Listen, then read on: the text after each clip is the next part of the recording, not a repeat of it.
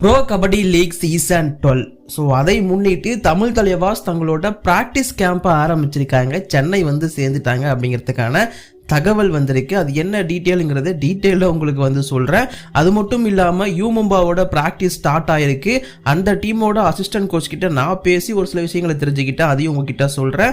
And மேலும் ஒரு சில கபடி அப்டேட்ஸ், வேர்ல்டு கப் ப்ராபபிள்ஸுக்கு செலக்ட் ஆகிருக்கிற தமிழ்நாடு கபடி பிளேயர்னு சொல்லிட்டு பல விஷயங்கள் இந்த வீடியோவில் காத்துட்டு இருக்கு. ஸோ இப்போ வாங்க வீடியோக்குள்ள போகலாம். சார் சார் ஒரு நிமிஷம் சார் சார் ஒரு நிமிஷம் சார் ஒரு நிமிஷம் சார் ஒரே ஒரு 1 நிமிட்டுங்க. Hello every friends, 1 minute please. So friends, first of all நான் அந்த ரேண்டம் நியூஸ் எல்லாமே சொல்லி முடிச்சிடுறேன். 29th August 2025 வந்து பார்த்தீங்கன்னா Pro Kabaddi League season 12 start ஆக போகுது அப்படிங்கிறத நம்ம சொல்லியிருந்தோம். சேனலில் தனியாக வீடியோவே போட்டிருக்கோம், இன்னும் பார்க்கலன்னா பார்த்துட்டு வந்துடுங்க. பட் அதற்கு முன்னாடி 3rd August to 10th August 2025 வரைக்கும் second women's kabaddi world cup நடக்க போகுது அப்படிங்கிறதையும் அதே வீடியோவில் மென்ஷன் பண்ணியிருந்தேன். எஸ், இது வரைக்கும் ஒரே முறை தான் உமன்ஸ் கபடி வேர்ல்டு கப் அப்படிங்கிறது நடந்திருக்கு. இது 2வது முறை நடக்க போகுது இந்த 2025. ஆக்சுவலி தள்ளி போயிட்டு இது கொஞ்சம் லேட்டாக தான் நடக்க ஆரம்பிக்குதுன்னு தாராளமாக சொல்லலாம். இப்போதைக்கு ஆகஸ்ட்ல 3ஆம் தேதியிலிருந்து 10ஆம் தேதி வரைக்கும் அதற்கான டேட் அப்படிங்கிற மாதிரி சொல்லியிருக்காங்க. வென்யூ நான் லாஸ்ட் வீடியோவில் டெல்லி அப்படிங்கிற மாதிரி சொல்லியிருந்தேன். ஆக்சுவலி ஹைதராபாத்தில் நடக்க போகுது அப்படிங்கிறது இப்போதைக்கு கன்ஃபார்ம் ஆயிருக்கு. இதை பற்றி மேலும் சில அப்டேட் இருக்கு, பட் அது இந்த வீடியோவில் நான் சொல்ல முடியாது, அஃபிஷியல் ஆகாமல். ஸோ நான் அடுத்த வீடியோவில் அதை பற்றி நான் மென்ஷன் பண்ணுறேன். பட் அதற்கு முன்னாடி இதுக்கு வந்து பார்த்தீங்கன்னா இந்தியாவோட டீம் செலக்ட் பண்ணும் இல்லையா, ஸோ அதற்கான ப்ராபபிள் லிஸ்ட் அப்படிங்கிறது செலக்ட் பண்ணப்பட்டிருக்கு. உமன்ஸ் பிளேயர்ஸ் வந்து ஷார்ட் லிஸ்ட் பண்ணப்பட்டிருக்காங்க இந்த செகண்ட் கபடி வேர்ல்டு கப் 2025 கேம்புக்கு. அதில் பல ஸ்டேட்ல இருந்து பல பிளேயர்ஸ் உள்ள ஆட் ஆன் ஆயிருக்காங்க.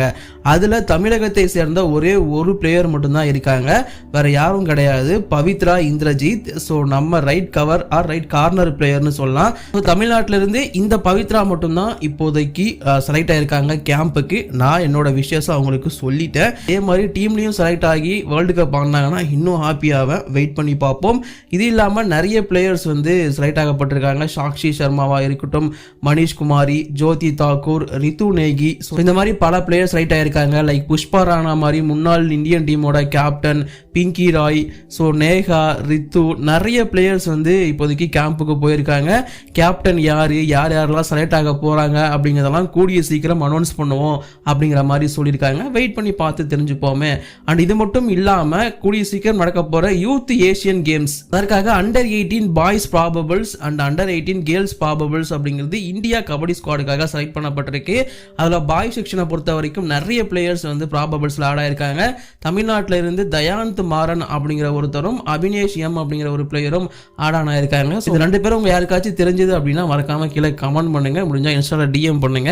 ஸோ அவங்க கிட்டயும் பேசிடுவோம். ஸோ இந்த 2 பேரும் வந்து இப்போதைக்கு பாய்ஸ் ப்ராபபிள் லிஸ்ட்ல வந்து செலக்ட் ஆயிருக்காங்க.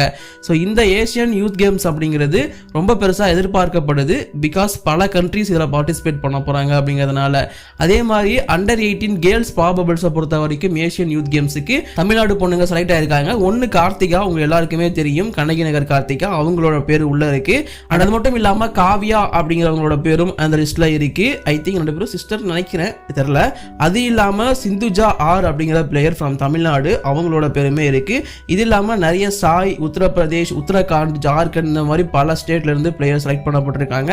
அண்ட் இது எல்லாமே ப்ராபபிள்ஸ் தான். இதுல இருந்து ஸ்குவாட் வந்து ஃபில்டர் பண்ணப்படும். அந்த ஸ்குவாட்ல ஒரு 15 பேர் தான் அதிகபட்சம் இருப்பாங்கன்னு நான் நம்புறேன். ஸோ அதுல கண்டிப்பா கார்த்திகாவோட பேர் இருக்கும் அப்படிங்கிறதுல டவுட்டே கிடையாது, இருக்கணும். ஏன்னா அந்த அளவுக்கு சூப்பர் பர்ஃபார்மன்ஸ் ரீசெண்டாக கொடுத்துட்டு இருக்காங்க டொமஸ்டிக் அளவில். ஸோ வெயிட் பண்ணி பார்ப்போம் கார்த்திகா எந்த அளவுக்கு இந்த ஸ்குவாட்ல செலக்ட் ஆகி பர்ஃபார்மன்ஸ் கொடுக்குறாங்க இந்த டோர்னமெண்ட்ல அப்படிங்கிறத. உங்களோட ஒப்பீனியன் எதுவாக இருந்தாலும் கீழே கமெண்ட் பண்ணுங்க. ஸோ இப்போ நடக்க போற ஏசியன் யூத் கேம்ஸ்ல பல கண்ட்ரிஸ் பார்ட்டிசிபேட் பண்ணுதுன்னு சொல்லியிருந்தேன். அதுல ஒரு கண்ட்ரி தான் பஹ்ரைன். ஸோ இந்த பஹ்ரைன் பாய்ஸ் டீமோட கோச்சா அப்பாயின்ட் பண்ணப்பட்டிருக்கவர் இந்தியாவை சேர்ந்த, அதாவது முக்கியமா ஜார்க்கண்ட்ல இருந்து போயிருக்க ஒருத்தர் தான் தாஜ் நாராயண் மாதவ் அப்படிங்கிற ஒருத்தரை தான் இப்போதைக்கு பஹ்ரைன் நாடு வந்து யூத் பாய்ஸ் கபடி டீமுக்கு கோச்சா அப்பாயின்ட் பண்ணியிருக்காங்க. இது வந்து ஒரு வேற லெவல் விஷயம் அன்டவுட்டட்லி.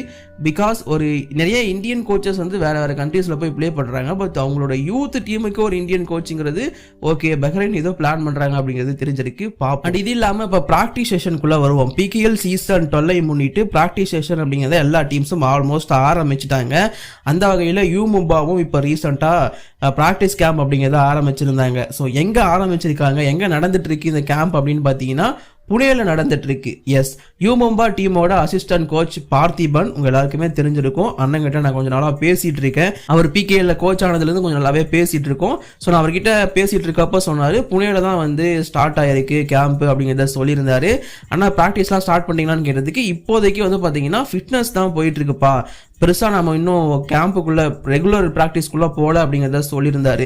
எஸ், இன்னும் ரெகுலர் ப்ராக்டிஸ் அப்படிங்கிறது ஸ்டார்ட் பண்ணப்படலை. ரெகுலர் ப்ராக்டிஸ்னா என்னன்னா கபடி மேட்ச் ஆடுறது, ஒரு ட்ரையல் மேட்ச் ஆடுறது, இல்லை பிளேயரோட ரைடிங் ஸ்கில் அந்த ஸ்கில்லாம் செக் பண்ணுறது, இந்த மாதிரி விஷயங்கள் இப்போதைக்கு போயிட்டு இருக்குது. ஃபிட்னஸ் மட்டும் தான் போயிட்டு இருக்கு அப்படிங்கிற மாதிரி சொன்னாரு.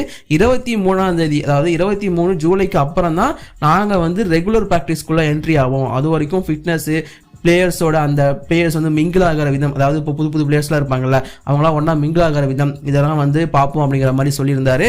அண்ட் அது மட்டும் இல்லாமல் ஓவர்சீஸ் பிளேயர்ஸ் யாரும் இன்னும் வரல, பட் இந்தியன் பிளேயர்ஸ் எல்லாருமே அரைவல் ஆயிட்டாங்க.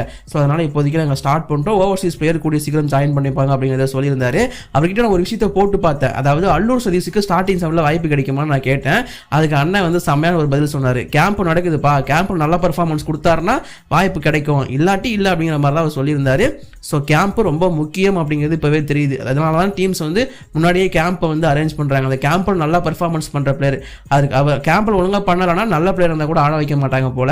ஸோ அதான் இப்போதைக்கு எக்ஸ்பெக்ட் பண்ணப்படுது. வெயிட் பண்ணி பார்ப்போம். அல்லூர் சதீஷ் கண்டிப்பாக அதை பிரேக் பண்ணி ஸ்டார்டிங் செவன் இடம் பிடிப்பார் நம்பிக்கை இருக்குது. உங்கள் ஒப்பீனியன் கீழே கமெண்ட் பண்ணுங்கள். இது இல்லாமல் தமிழ் தலைவாஸ் பக்கம் வந்தோம் அப்படின்னா நேற்று ஃபுல்லாக தமிழ் தலைவாஸ் போட்ட போஸ்ட் தான் எனக்கு வந்து இன்ஸ்டாகிராமில் ரீஷேர் ஆகிட்டே இருந்துச்சு. அவ்வளோ பேர் டிஎம் பண்ணியிருந்தீங்க. அண்ட் நீங்கள் என்ன இன்ஸ்டாவில் ஃபாலோ பண்ணலையா, இதான் என்னோட ஐடி, லிங்க் டிஸ்கிரிப்ஷனுக்கு கிளிக் பண்ணி ஃபாலோ பண்ணிக்கோங்க. நீங்களுமே டிஎம் பண்ணி டவுட்ஸ் எல்லாம் கேட்டு தெரிஞ்சுக்கலாம். ஓவரால் பார்க்கும்போது தமிழ் தலைவாஸ் இப்போதைக்கு ப்ராக்டிஸ் கேம்ப் அப்படிங்கிறத ஆரம்பிச்சிட்டாங்க. சேம் யூ மும்பா மாதிரி தான் இப்போதைக்கு ஃபிட்னஸ், டீம் கொலாபரேஷன், இந்த மாதிரி விஷயங்கள்லாம் பண்ணிட்டு இருப்பாங்க. ஒரு சில ஃபன்னான கேம்ஸ் எல்லாம் கூட நடக்கிறதுக்கான வாய்ப்பு இருக்கு. டீமுக்குள்ள அந்த ஜாயிண்ட் ஏற்படணும் அப்படிங்கிறதுனால தான், வேற எதுவும் கிடையாது. அந்த அன்னுண்ணியம் ஏற்படணும்னு சொல்லுவாங்களா, ஸோ அந்த மாதிரி தான். அண்ட் ஓவரால் பார்க்கும்போது மேக்ஸிமம் பிளேயர்ஸ், அதாவது இந்தியன் பிளேயர்ஸ் எல்லாருமே சென்னைக்கு அரைவாயிட்டாங்க. டெல்லியில் அசம்பிள் ஆகி டெல்லி டு சென்னை வந்திருக்காங்க அப்படிங்கிறத நான் கேள்விப்பட்டேன். ஸோ இப்போதைக்கு தமிழ் தலைவாஸ் பிளேயர்ஸ் எல்லாமே சென்னையில் இருக்காங்க. பட் சென்னையிலேயே அவங்க ஃபுல் ப்ராக்டிஸ் பண்ணுவாங்கன்னு கேட்டிங்கன்னா கிடையாது. தமிழ்நாடோட இன்டீரியர்ஸ்க்கு அவங்க ட்ராவல் பண்ணவும் வாய்ப்பு அதிகமாக இருக்குது. அதர் ஸ்டேட்டுக்கு ட்ராவல் பண்ணவும் வாய்ப்பு ரொம்ப அதிகமாக இருக்குது. பிகேஎல் எங்கே வந்து ஃபஸ்ட்டு லெக்கை நடத்த போகிறாங்களோ அங்கே வந்து மேக்ஸிமம் இவங்களோட ப்ராக்டிஸ் வந்து ஷிஃப்ட் ஆகிடும் அப்படின்னு சொல்லப்படுது. பட் இப்போதைக்கு சென்னையில் தான் இருக்காங்க. எல்லாருமே வந்துட்டாங்க ஓவர்சீஸ் பிளேயர்ஸ் தவிர.